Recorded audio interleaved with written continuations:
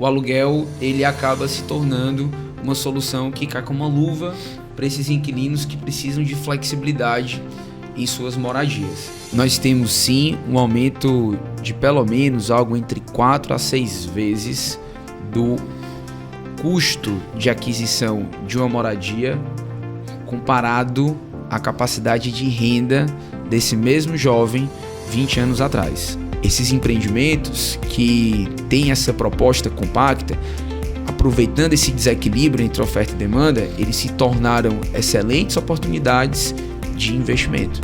Antigamente tudo era, você tinha que adquirir, você tinha que ter a propriedade daquele ativo, né? Seja ele qual for. E aí a gente veio passando nos últimos 10 anos por uma mudança de propriedade para acesso. Perfeito. Né? Então, agora eu não preciso mais deter aquele ativo, porque eu não vou usar sempre, ou às vezes eu vou poder querer mudar. Então eu começo a ter o meu streaming ali, que eu não preciso comprar o filme ou ir numa locadora e ficar alugando, né? Às vezes você pode estar pensando em o que ainda não foi digitalizado e foi permitido acesso, né? Que você poderia talvez montar um negócio em cima disso, né? E o desdobramento dessas oportunidades acontecem tanto pela pessoa física que vai utilizar o crédito que ela já tem disponível no banco para financiamento habitacional, mas não para ela morar, mas para ela construir uma proteção patrimonial, investindo em imóveis financiados, para colocar esses apartamentos para aluguel, e a renda que o imóvel gera já é capaz de pagar esse ativo ao longo do tempo. Então ela já está construindo patrimônio para quando ela quiser realizar esse investimento no futuro, que é a tese conhecida demais lá nos Estados Unidos, que é a tese de multifamily, que está chegando aqui no Brasil agora, né? Existe um empreendimento imobiliário pensado só para funcionar como moradias de aluguel, e esse empreendimento imobiliário ele é pensado e estruturado como investimento não da maneira tradicional. Se eu estou na Cidade do Sol, como é que eu posso unir essa característica de empreendimento, onde eu já tenho um mercado de 180 unidades consumidoras, com essa energia sustentável solar, para que eu consiga oferecer uma energia mais barata para o meu inquilino, eficiência financeira, e ainda consiga gerar uma eficiência financeira até dobrar a rentabilidade desse meu empreendimento, utilizando uma energia solar, uma usina solar para esse empreendimento específico.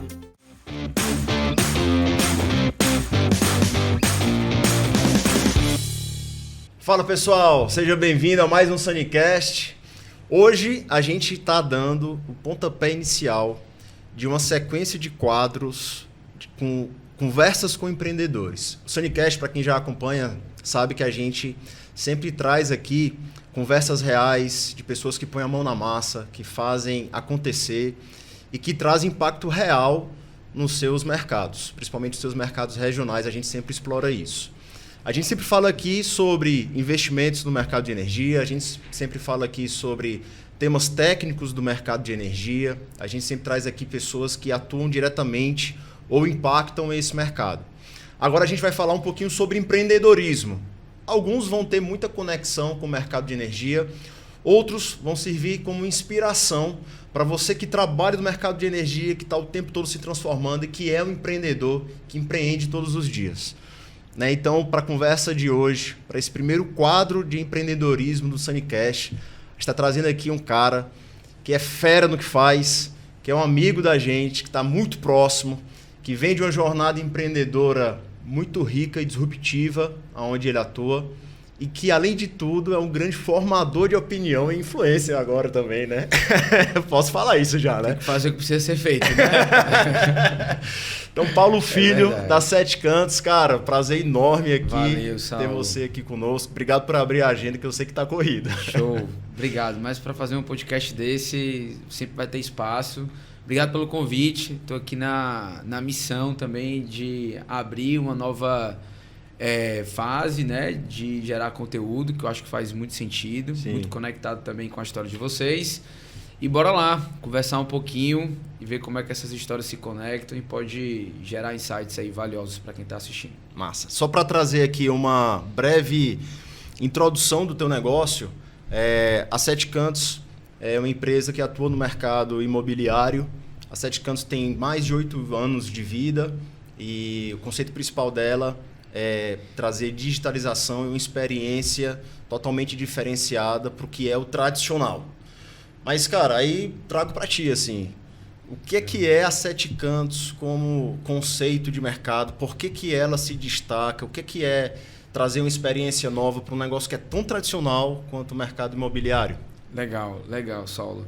A Sete Cantos ela é uma plataforma de locação residencial, né? 9 anos atrás, não apenas por questões que foram consequências do cenário econômico que a gente estava vivendo, que dificultou muito a aquisição de casa própria, mas por uma questão e uma mudança comportamental de uma nova geração que precisa de flexibilidade, que deseja ter experiências em lugares diferentes, com pessoas diferentes. O aluguel ele acaba se tornando uma solução que cai como uma luva para esses inquilinos que precisam de flexibilidade em suas moradias, né? Pra você ter noção, essa geração aí dos jovens de 20 a 35 anos, 80% dessa galera pretende mudar de emprego nos próximos 2 anos, e isso é um principal indicador de mudança de moradia também. Então, o aluguel ele tem essa flexibilidade, mas 9 anos atrás a situação do mercado ela era ainda muito analógica, arcaica, leonina por parte da maioria das administradoras. Tiveram pouca evolução na prestação de serviço, no que compete tanto a jornada desse inquilino para conseguir acessar esse imóvel, tanto na prestação de contas e na gestão desse aluguel para o proprietário. E aí a gente identificou uma excelente oportunidade, né? Por que não trazer tecnologia para um mercado, que é um mercado que normalmente ele já é o último mercado a sofrer as consequências da inovação, da tecnologia, por ser tijolo, por ser leito.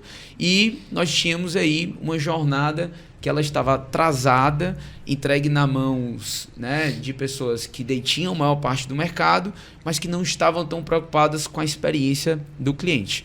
Então a Sete Cantos nasceu para reconstruir essa jornada de locação, utilizando tecnologia para facilitar a jornada do inquilino, mas preservando algo que a gente considera muito importante ainda, que é o atendimento humanizado, né? Que mesmo com a tecnologia que a gente tem hoje, o aluguel ele continua sendo um movimento que pode ter muita complexidade. Então a gente utiliza bastante tecnologia para facilitar essa jornada, para que ela seja cômoda, tanto para proprietário quanto para inquilino, mas a gente tem o suporte de um time de humanos que faz que essa experiência ela seja ainda mais valiosa. Nos últimos 9 anos, a gente já facilitou mais de 3 mil moradias aqui no Nordeste. Legal. A gente está presente hoje em Fortaleza, Recife e Salvador, que são as 3 principais capitais aqui da nossa região, mas com muita vontade ainda de continuar escalando aí a nossa missão, o nosso propósito, e fazer com que a Sete Cantos ela possa também atender outras cidades, outros estados aqui do Brasil. Não, legal demais. Deixa eu talvez conectar aqui alguns pontos, que eu também vim de mercado imobiliário antes de fundar a Sunny, né? Então, atuei mais ou menos ali de 2010 até 2016, comecei em 2017. E eu lembro que a gente já se conhecia, já tinha trocado uma ideia. Uma das coisas que era muito trazido aí para Sete Cantos para você era se, cara, vocês vão só trabalhar com aluguel ou vocês vão também vender imóvel, né? Eu acho que até hoje é algo que bate. Então, pelo que eu estou entendendo, a tese de vocês sempre foi, cara, o cenário está mudando, talvez as grandes cidades, né, as capitais, elas estão ficando cada vez com trânsitos mais difíceis, então você morar longe de onde você trabalha é um problema. A gente teve um índice de inflação muito grande nos últimos anos, então na época dos nossos pais, dos nossos avós, era ali quando você pensava entre o seu rendimento mensal versus o que você precisava para comprar um imóvel, era um múltiplo que hoje é um múltiplo muito maior, né? Então hoje também é muito mais inacessível você fazer a aquisição do seu primeiro imóvel do que era antigamente. E aí você tem também essa questão que você mencionou, de você ter as pessoas mudando muito mais rápido de emprego. Quando antigamente a pessoa fazia carreira 30 anos, 40 anos, ou então passava 10, 15 anos em um emprego. E hoje o que a gente está vendo, principalmente na geração Z, né, e nas próximas, é a diminuição desse tempo de trabalho, né? Então, trazendo esse contexto, né, o que tu observa assim, que foram as maiores mudanças dentro desse mercado, que sempre foi um mercado muito tradicional, né, esse negócio do tijolo, né, do bricks, como é que ele está evoluindo, né? Como é que você vê as grandes mudanças, o que você acha que são pontos importantes aí para a gente trazer todo mundo aqui para a mesma página? Legal, Yuri. Daí eu vou conectar então as duas questões, pro lado de quem quer moradia e pro lado de quem precisa lançar produto para ajudar a resolver o problema do déficit habitacional, que são os incorporadores e as construtoras, né?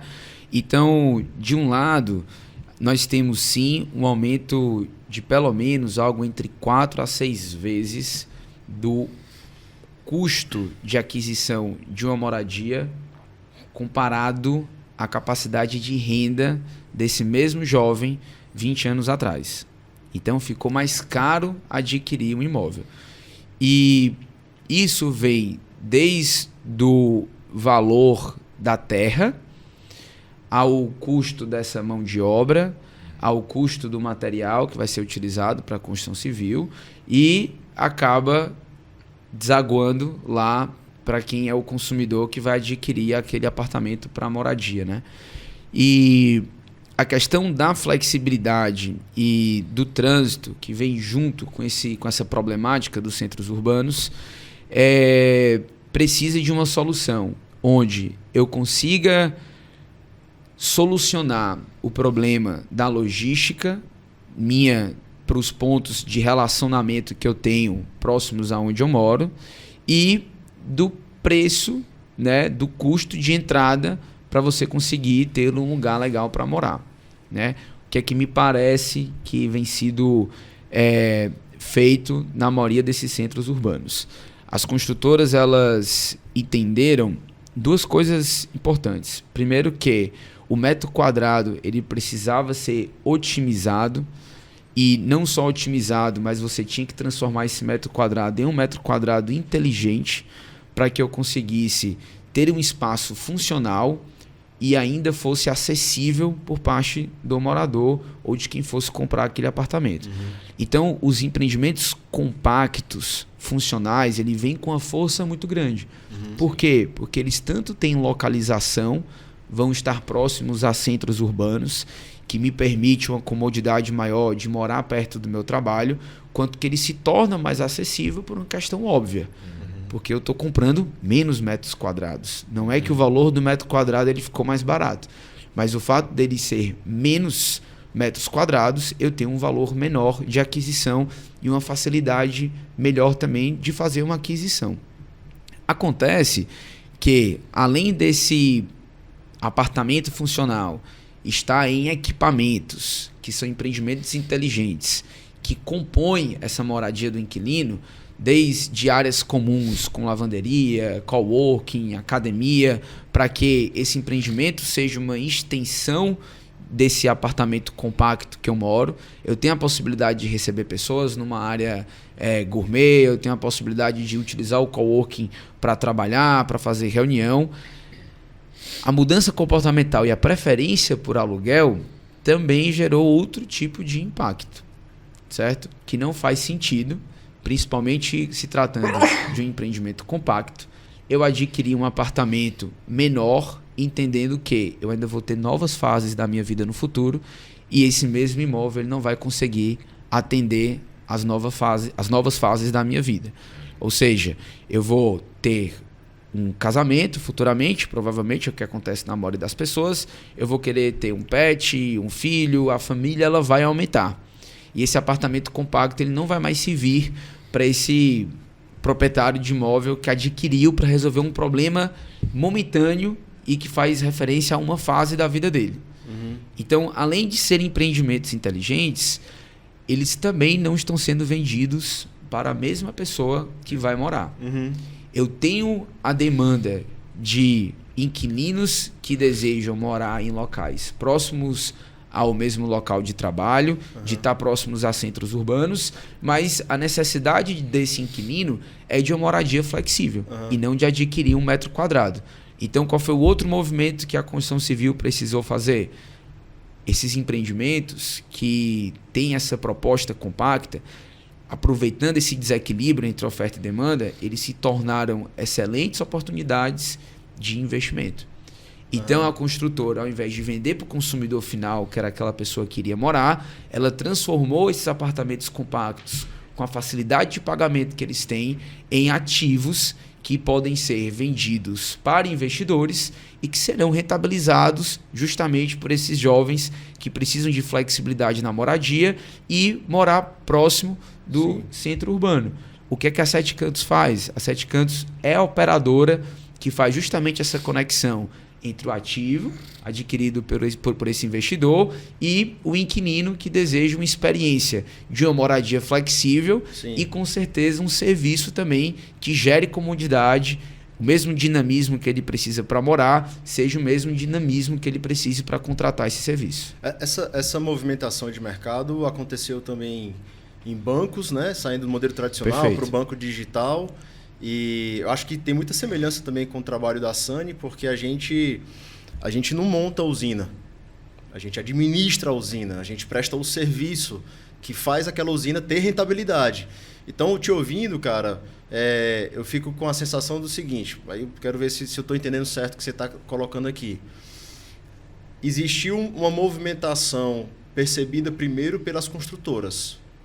Então, cara, tem menos necessidade de compra, o metro quadrado pode dar uma diminuída, as pessoas vão estar mais flexíveis, o meu produto ele tem que ser inteligente, né? Que quando você fala inteligente, eu entendo que ele tem um conjunto de serviços melhores ali no condomínio, né? O coworking, um espaço de lazer que se estende à casa do cara, então ele não recebe mais a pessoa na varanda da casa dele, ele desce para a área comum ali e recebe ali os amigos.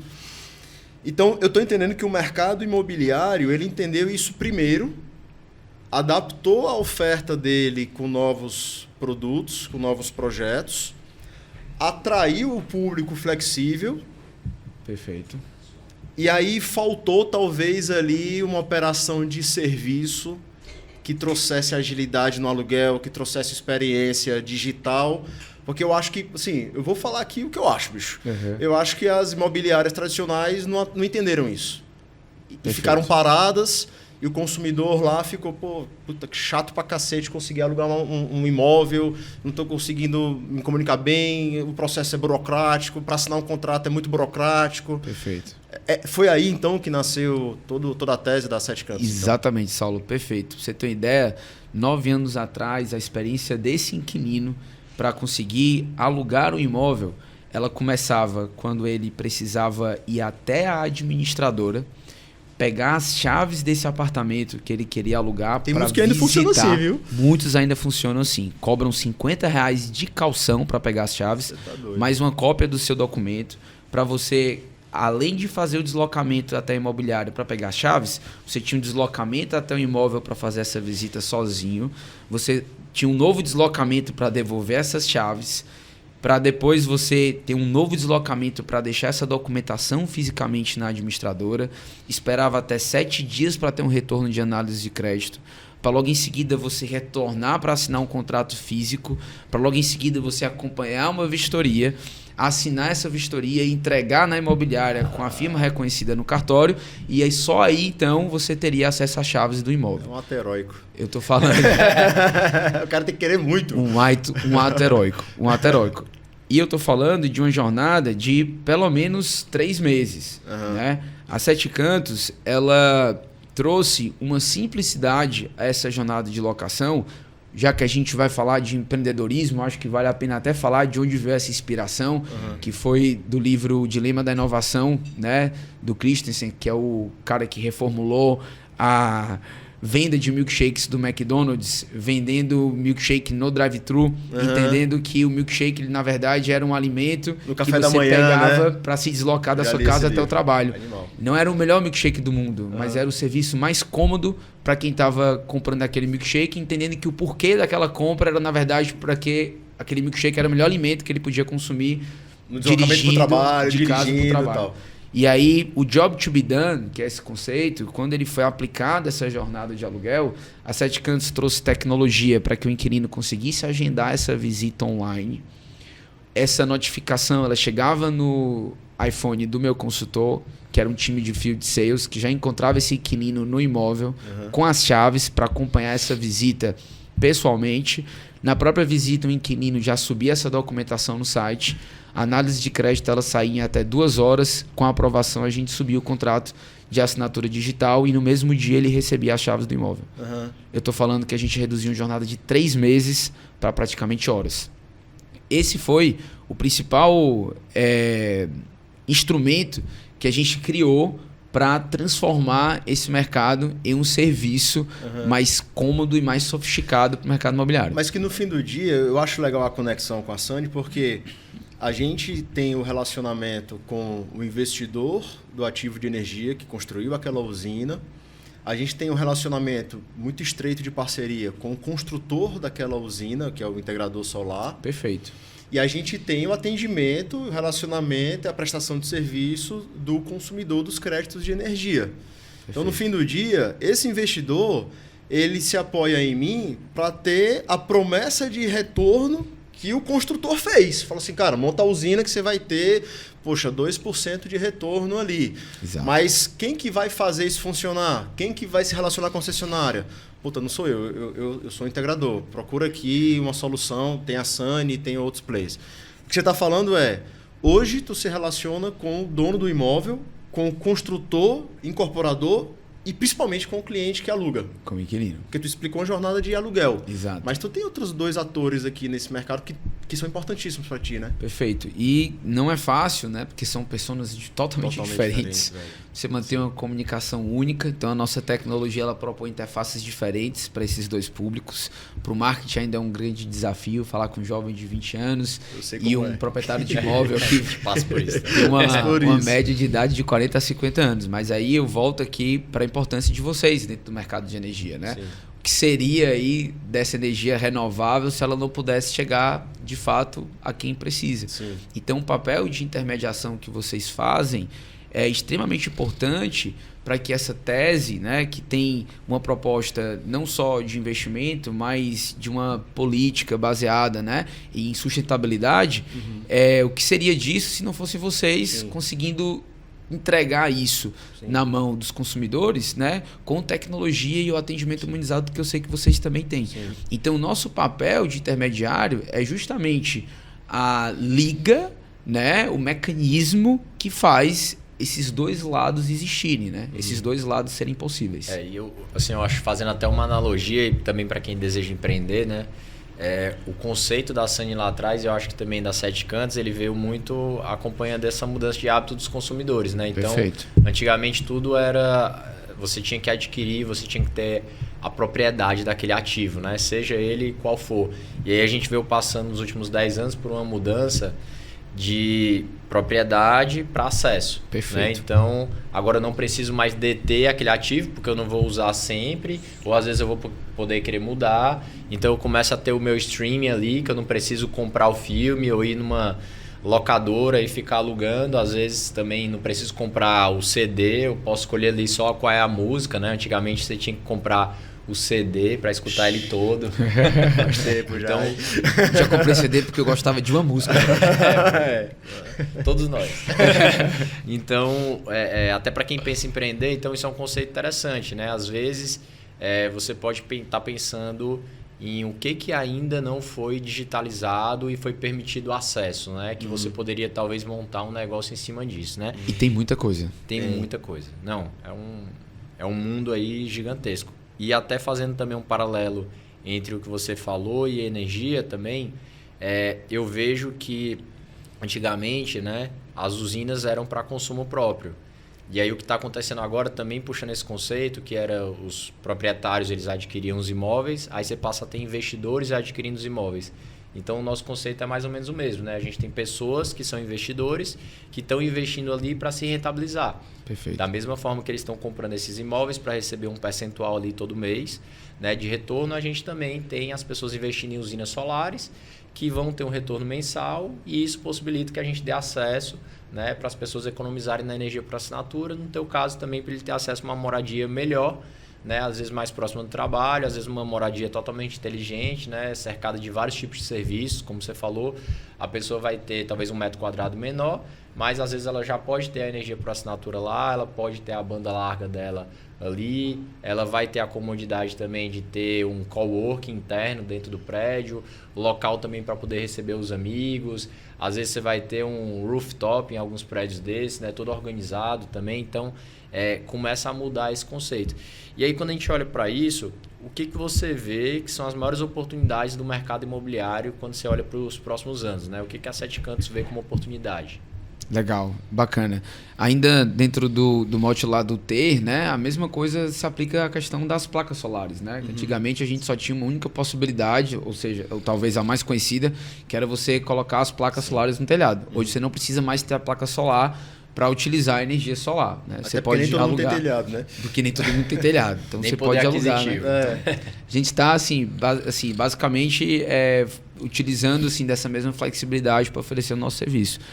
E de oportunidade, Yuri, eu acredito que comparando hoje o número de domicílios alugados no Brasil, né, que é algo em torno de um pouco mais de 20%, a mercados mais maduros como o mercado americano, 20% mercado de todas as europeu, moradias são alugadas. hoje são domicílios alugados. Achei Isso que já fosse é mais, cara. um crescimento de mais de 30% nas últimas 2 décadas. É mesmo. A gente vem de uma cultura muito E deve continuar forte crescendo, né? do Minha Casa Minha Vida, da lei do assistencialismo, que você precisava ter o seu apartamento, Sim. sendo que ninguém fez a conta de que aquele primeiro apartamento que você iria comprar seria o mesmo apartamento para o resto da sua vida, né? Sim. Então acaba que hoje isso está muito em desuso, justamente Sim. pela necessidade de mudar ao longo do tempo.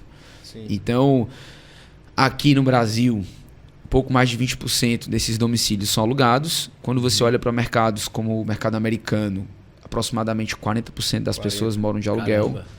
Você tem na Alemanha aproximadamente 60% das pessoas morando de aluguel. E acredito que isso seja uma tendência muito forte que está só começando no Brasil, né? Então, só aqui um parênteses, que eu vou atrapalhar aqui a pergunta do Yuri, mas quer dizer que tem então muito mais gente investindo no mercado, né? Sim, nós temos uma necessidade de resolver o déficit habitacional. Você concorda comigo que adquirir uma casa própria não pode ser a única solução para você Sim. ter acesso à moradia? Sim. Considerando ainda que a maioria desses jovens prefere alugar ao invés de morar, eu preciso desenvolver ativos, né, que resolvam o problema da moradia, mas eu também preciso desses agentes transformadores, Sim. que é justamente o investidor que vai fomentar esse mercado Vai de ser novas dono, ofertas, que vai ser dono dessas propriedades. Então, acho que a grande oportunidade está justamente em aproveitar uma tendência, né, e um crescimento, né, exponencial desse mercado de aluguel, né, e utilizar o tijolo, que já é um ativo reconhecido pela sua resiliência e pela sua capacidade de gerar renda, para fazer parte dessa solução e rentabilizar esses investidores.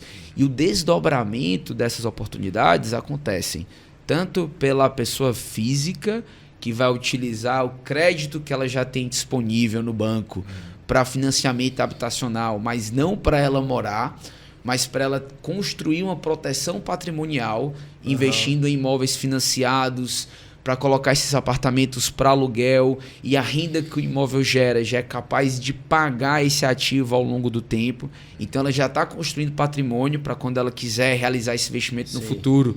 A aquisição da casa própria dela ainda vai ser mais barata no momento que ela decidir comprar um imóvel que ela vai passar o resto da vida, até operações mais estruturadas, que são fomentadas através de fundos, que é a tese conhecida demais lá nos Estados Unidos, que é a tese de multifamily, que está chegando aqui no Brasil agora, né? A gente tem 69 empreendimentos de multifamily no Brasil. E o que é que são empreendimentos dentro dessa tese de multifamily, né? São empreendimentos que são construídos com a vocação, né, e com o objetivo de serem 100% locados. Então, existe um fundo, que esse fundo ele fomenta a construção desse empreendimento e ele adquire esse empreendimento 100% após a alocação dele para um fundo de renda, um fundo imobiliário para renda, onde outros acionistas vão se beneficiar da rentabilidade daquele prédio, né, daquele ativo. Para quem nunca ouviu falar o termo Tá. multifamily, essa é a melhor forma de resumir.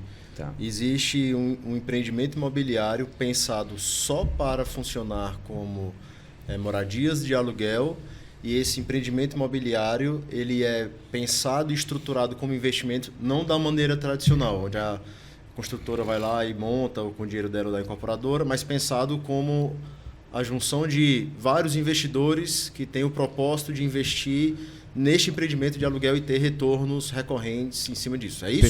Perfeito, exatamente. Resumindo, né, um desenvolvedor ele encontra locais onde o custo de aquisição do terreno ele é inversamente proporcional à capacidade, né, desse empreendimento pronto gerar renda, né, ou seja, o valor de aluguel ele é muito maior, né, do que o custo de aquisição desse empreendimento.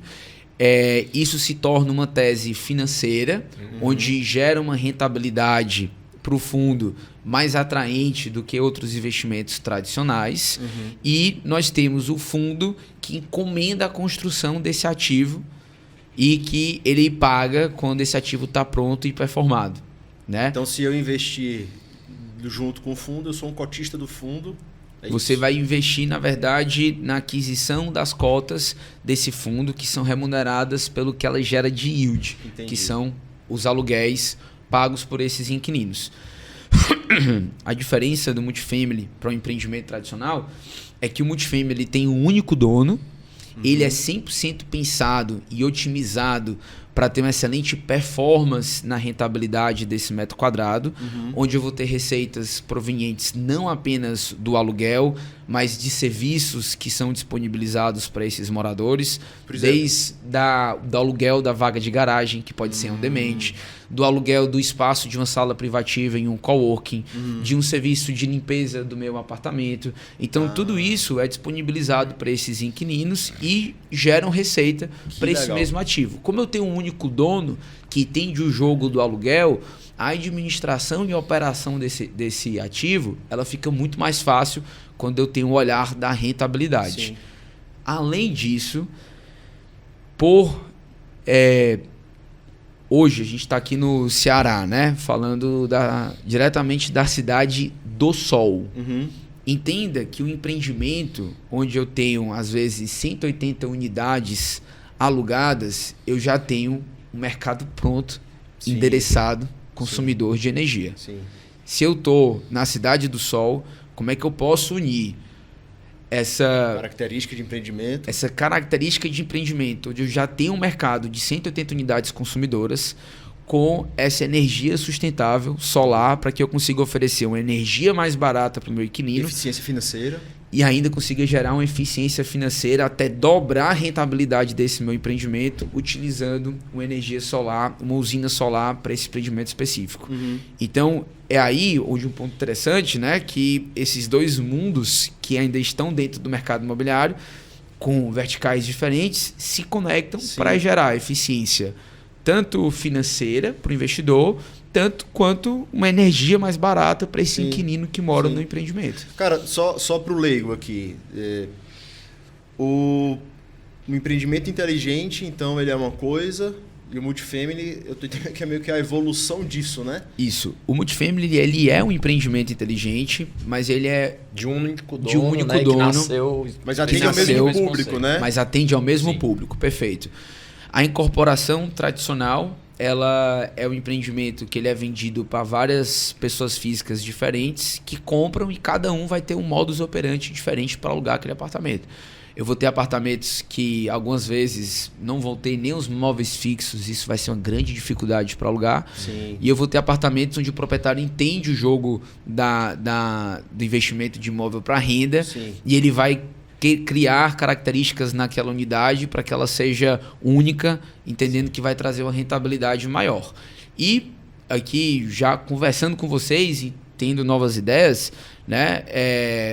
Não só novas ideias, né? Mas conhecendo alguns investidores da nossa carteira, Sim. alguns deles já têm a própria usina de energia para fornecer energia limpa para todos os inquilinos desses imóveis que ele tem para renda. Aham. E ele pode fazer isso utilizando a SANI, Sim. para que essa energia ela seja cobrada mais barata para o inquilino, Sim. e ela ainda vai ser mais barata para ele. Isso vai gerar mais rentabilidade Sim, do que ele cara, já tem. A gente tem muita proximidade com síndicos, Perfeito. né? E de maneira muito tradicional. O síndico era aquele morador que assumia a bucha de resolver tudo no condomínio. Perfeito. E conhece só tudo. E conhece só tudo. Daí ele virou um síndico profissional, Perfeito. porque ele começou a perceber que isso é um baita de um business e que existe profissionalismo nisso e rentabilidade, inclusive, como profissão, Excelente. né? E aí a gente entende que o condomínio ele é um CNPJ que não tem lucro, Perfeito. mas que vive da eficiência de custos. Então, quando eu insiro energia por assinatura no condomínio, eu tô na DRE do cara dando receita líquida, porque o cara deixa Perfeito. de pagar 2 contas por mês. Então, imagina, o condomínio cria o orçamento, o síndico senta lá e cria o orçamento dos 12 meses, custos fixos, né? Colaboradores, energia, tal. Aí ele tira 2 meses de energia e fala, cara, sobrou um dinheirinho para fazer uma benfeitoria, sobrou um dinheirinho para fazer... Então, é um cliente muito bom para energia para assinatura. Aí quando eu escuto você falar que isso transcende para o morador do apartamento e tal, isso muda até a forma que o produto foi criado, né? Porque eu entendo que, onde eu quero chegar, o multifamily, ele deve ter um tipo de administração extremamente mais profissional, né? Com certeza, com certeza. É uma administração que ela opera não apenas a intermediação desse aluguel, né, mas também o condomínio como um todo, como se você estivesse fazendo a gestão ali de uma grande comunidade, né? Então, Que é. e É uma grande empresa comunidade. ali. E aí vale forçar aqui um ponto bacana que tu falou, Saulo. O condomínio ele não gera lucro para ele mesmo, mas ele gera lucro para um monte de gente que está ali prestando serviço, né, dentro daquela comunidade. Então ele gera lucro para outras pessoas e não gera lucro para ele mesmo, né? Então, assim, pensar de uma forma eficiente, adotando serviços como a energia sustentável, limpa, para gerar desconto na conta, né, ser mais eficiente, com certeza é uma atitude muito válida. E além da energia, vão vir outras coisas também, como alugar os espaços hoje para mini mercados, né? O condomínio quer saber como é que ele pode faturar com isso. Então, vocês têm realmente uma proposta muito interessante para entender que o condomínio é um organismo vivo. E como qualquer outra corporação, como qualquer outro PJ, você vai ter ali receitas e despesas e a gente precisa ser cada vez mais diligente com isso, né? Vocês são uma baita ajuda. O legal é que esse conceito, né? Ele consegue, quanto mais serviços você agrega e dá acesso, também melhor é a margem do investidor, né? Perfeito. Seja o dono ali do ativo dentro de uma edificação inteligente, seja o fundo que é proprietário do multifamily inteiro. Então, se ele agrega energia, se ele agrega a parte dos móveis, tudo ali ele está ganhando um spread, né? Uma diferença adicional que vai melhorar o retorno dele no final do dia, né? Perfeito. Falando também de outros temas talvez aí que são relevantes e que estão chegando no mercado e que talvez sejam muito importantes e devem mudar por completo esse mercado. Eu já escutei falar, mas muito breve, assim, sobre essa parte de você tokenizar os ativos, né? Então, no Brasil, hoje a gente tem um conceito super, talvez antiquado, de você ter que registrar tudo no cartório, é tudo muito lento, burocrático, caro. Como é que você vê essa evolução, né, com utilização de blockchain, tokenização, que já está acontecendo para vários mercados, para o mercado imobiliário? Perfeito. Yuri, o mercado imobiliário ele passou por algumas revoluções tecnológicas, né? Então você tem a que a gente chama de revolução PropTech 1.0, 2.0, 3.0 e boa parte delas vieram através de sistemas. Começou com você ter sistemas de informação para tomada de decisão, depois você teve o movimento das plataformas, dos marketplaces, você conseguia anunciar um imóvel para venda ou para aluguel e conseguir distribuir isso na mão de várias pessoas, coisa que antes você fazia procurando na lista do jornal, cara. Papel, né? Olha só a impresso, disrupção simples, de eu né? olhar um anúncio no papel e eu ter acesso a todas as características, imagens, tours virtuais. Então, são revoluções que fazem parte dessa construção do mercado imobiliário. Sem dúvidas alguma, a maior aposta que a gente tem hoje, né, para criar uma disrupção nesse mercado é a forma como esses ativos são transacionados. Né? Então, certamente o blockchain ele vai ser a próxima, pode ser, né, mas deve ser, eu estou muito esperançoso que sim. É consequência quase, né? A consequência vai acontecer, a gente só não sabe quando. Ele vai ser a próxima revolução que vai acontecer dentro do mercado imobiliário. Né? Imagina você conseguir transacionar ativos hoje para qualquer lugar do mundo, baseado nas suas características de performance, de cumprir com o ESG, de você trazer soluções que o mercado não tem ainda e você trazer funds de diversos outros lugares do mundo, que eu acho que esse é o principal motivo. Seguro, né? Exato. De maneira segura. A B3 já organizou isso. A gente já fez operações com usinas tokenizadas pela B3. Perfeito. E ainda existe uma insegurança muito grande por parte do investidor ou do proprietário de entender que aquilo dali é um documento legal, né? Ainda tem mais capítulos a serem desdobrados para que isso se torne de fato um movimento assim que possa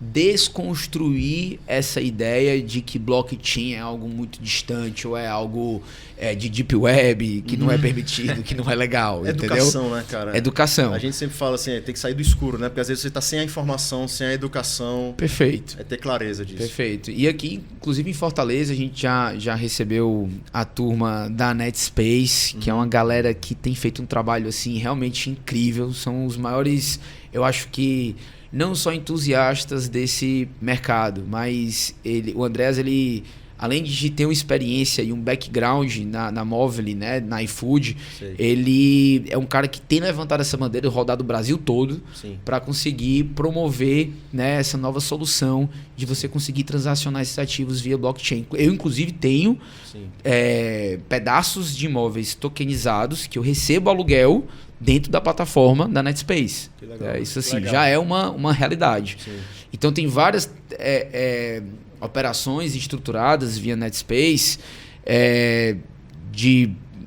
solucionando problemas complexos, não apenas de um apartamento para aluguel, que já foram realizadas e validadas, né, via contrato que a gente chama o contrato que a gente contratos inteligentes, os contratos inteligentes registrados em blockchain e que dão segurança para a gente realmente como proprietário, né?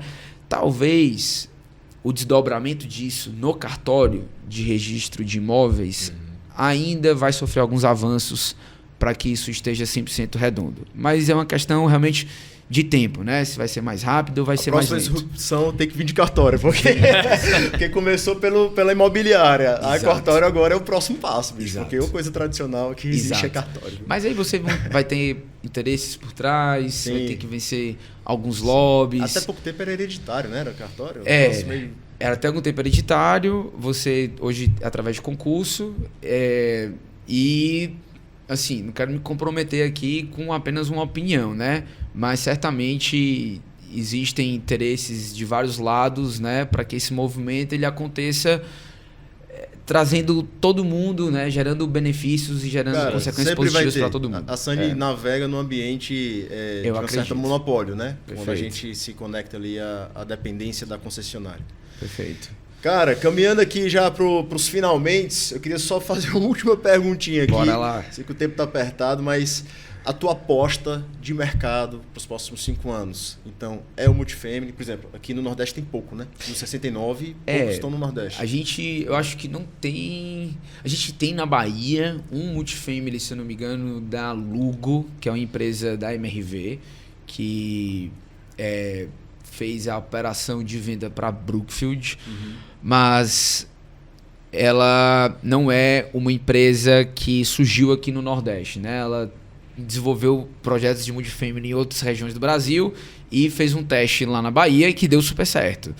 Aqui no Nordeste nós não temos nenhuma empresa ainda que tem lançado, né, ou desenvolvido empreendimentos multifamily. Acredito sim que vai ser um movimento natural do mercado, que isso vai acontecer. Mas, além do multifamily, que são operações mais estruturadas, eu acho que mais complexas, né?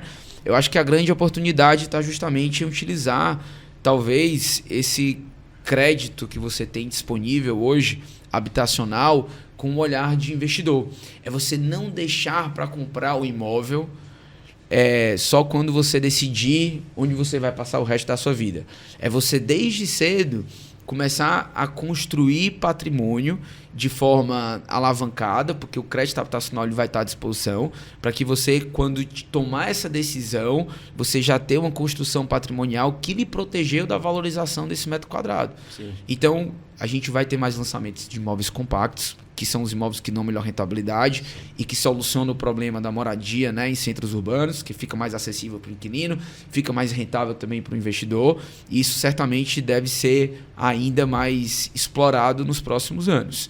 O fato é que o que sustenta essa tese é algo muito claro, que é o déficit habitacional. Sim. Né? Eu vejo em São Paulo outros movimentos acontecendo, olhando para o mercado de locação por temporada, mas eu acho que ainda é um mercado mais nichado, mais restrito. Quando eu olho para a tese do déficit habitacional, eu ainda tenho assim um mercado gigantesco para atender. Né? Para você ter uma noção, no nosso mapeamento, aqui em Fortaleza, por exemplo, nos próximos 2 anos a gente tem menos de 1.500 unidades com esse perfil para serem entregues no mercado. Enquanto que o público-alvo só do Ceará é de mais de 28 mil jovens. Nossa. Da classe A e B, sim, certo? Nivelando bem por cima assim, a faixa de renda da turma, sim, que buscam por oportunidades com esse tipo, sim, né, de configuração. Né? O estoque ele ainda é muito pequeno. E um ponto que ainda joga mais gasolina aí nessa fogueira, que 40% dos nossos inquilinos desses empreendimentos, eles vêm de outros estados. Olha só. Então o mercado ele é gigantesco. Então tem muito espaço ainda para isso acontecer. Só reforça a tese da flexibilidade. Né? Então até complementando aí, você está falando desses jovens começarem a se expor, né? Não comprando 100%, às vezes sim, mas no momento que eu tenho uma tokenização, isso pode facilitar absurdamente, porque aí ele já pode se expor ali com 20 mil reais, às vezes 15 mil reais, ele já é dono de uma pequena participação, perfeito, que muitas vezes o imóvel vai estar valorizando, então ele não digamos assim, não perde muito pela inflação e às vezes já esse imóvel está alugado e ele está recebendo rentabilidade e ele pode estar adquirindo mais com o tempo e tudo mais. Perfeito. Cara, super legal. Eu acho que para finalizar, a gente queria te agradecer. E também que tu deixasse um recado aí pro pessoal que está assistindo, né? O cara que está querendo empreender no mercado imobiliário. Eu acho que a mesma coisa também quando o pessoal olha a gente aqui na Sany, às vezes fala, porra, é só glamour, é tudo muito legal, mas, cara, perfeito, a gente que empreende sabe que é porradaria o tempo todo, o negócio é feio, noite sem dormir. E, cara, dá um recado pra galera aí, o que você acha que a pessoa que entrar nesse mercado agora tem que pensar, né? Mas também tá com os olhos abertos, porque o jogo é construído no dia a dia e é difícil. É isso daí, Yuri. Eu agradeço demais aí o convite, por apostar em mim aí nesse primeiro episódio para falar de empreendedorismo, sobre o mercado de uma forma mais ampla, né? Eu vou conectar aqui a minha resposta com a pergunta que você fez hoje. Foi sobre as provocações que a gente tem. Pô, 7 Cantos só aluga, 7 Cantos não vende. E a gente está resgatando as OKRs lá da companhia, né? Refazendo o BP desse ano, que saíram algumas coisas do trilho. E na cumbuca de lideranças, a gente escolheu o livro Avalie o que Importa, do John Doerr, né? Para a gente reformular as nossas OKRs e recuperar a filosofia da ferramenta. E o OKR foi aprendido pelo John Doerr na Intel, né? Pelo Andy Grove, o autor do Gestão de Alta Performance. E em 1980, a Intel passou por uma das maiores, vamos dizer assim, provações para se manter como maior detentora do market share de microprocessadores no mercado ao enfrentar a Motorola, né? E um dos motivos que ele atrela a capacidade da Intel de vencer esse mercado, né, e colocar a Motorola para trás, era que a Motorola tinha uma gama imensa de produtos no varejo, enquanto que a Intel era focada especificamente em microprocessadores. Isso fez com que ela conseguisse avançar e evoluir muito mais rápido do que a Motorola, que era aquele grande transatlântico, não iria conseguir fazer como a Intel conseguiu naquela época. E a Sete Cantos hoje ela está sim focada 100% em melhorar essa intermediação, né, na locação residencial, e eu acredito que isso conecta ainda mais com os empreendedores que estão começando. Sempre que a gente vai estruturar um modelo de negócios, a gente está muito conectado com o resultado final, da capacidade que a gente tem de resolver vários problemas e que a minha plataforma consegue fazer aquele monte de coisa. E eu acredito que uma forma muito próspera de começar é você escolher um problema, uma dor, para você entregar uma solução para um tipo de cliente. Isso vai fazer com que a sua empresa ela seja mais enxuta, ela seja mais eficiente e você consiga ter uma linha de receita que justifique o funcionamento da empresa, né, mais enxuta, com menos despesas, e permita que você também tenha um potencial de escala maior do que outras companhias que vão começar querendo resolver todos os problemas do mundo. Top. Essa aqui é a mensagem. Paulinho, quem quiser te encontrar no Instagram, que eu sei que você é um speaker de mercado hoje em dia. Bora lá. Há uma premissa básica. Criança faz o que quer fazer, adulto faz o que precisa ser feito, né? Agora entrei na vibe lá do Founder-led Growth. Tô como creator também, incentivando e promovendo investimento em imóveis para renda, para a gente conseguir resolver o problema de ofertas, né? Nós temos hoje uma demanda gigantesca de pessoas buscando moradias flexíveis, mas a gente ainda está faltando aqui resolver o problema da ponta do marketplace, que é o número de ofertas. Então, quem quiser me seguir, acompanhar, entender sobre essas teses, Paulo P. Filho. Tá? Meu Instagram, meu @ aí, meu único canal. Por enquanto a gente tá gravando os conteúdos, passando as vergonhas lá também. Acho que não. Mas faz parte. Que a gente consegue. É vida real. Isso aí, galera. Com isso, encerramos aqui esse episódio, que é o primeiro de uma sequência de conversas de jornadas empreendedoras. A gente vai explorar aqui outros mercados, mas sempre na linha do que a gente está acostumado aqui, falando com pessoas que fazem acontecer e geram impacto real. Beleza? Então ficamos por aqui e até a próxima. Valeu!